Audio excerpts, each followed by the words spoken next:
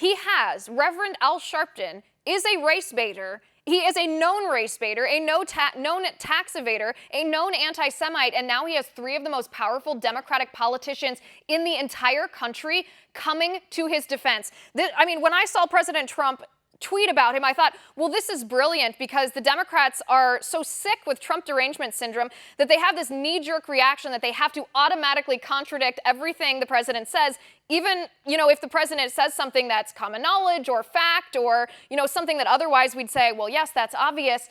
The president knew what he was doing, and now he's gotten the Democrats to actually come to the defense of an otherwise despicable man. I mean, that's pretty good strategy right there.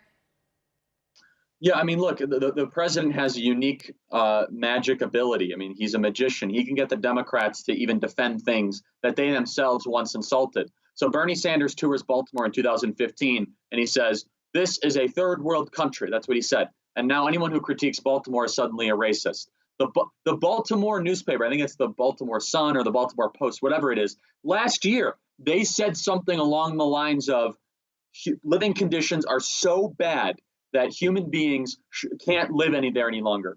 And President Trump says the exact same thing, and he is called a racist. Unfortunately, there is real racism in America. However, it is not where the Democrats think it is. More times than not, it is within their own ranks, and it's on the extremes. And what the problem is, when they try to make everything that they don't like racism, is it cheapens true racism in this country. Is actual real racism. We have the inability to actually call it out when we see it. And look, Baltimore is a disaster. Chicago's a disaster. My original hometown city that I've now gotten out of. Cleveland is a disaster. Oakland is a disaster. What do these have in common?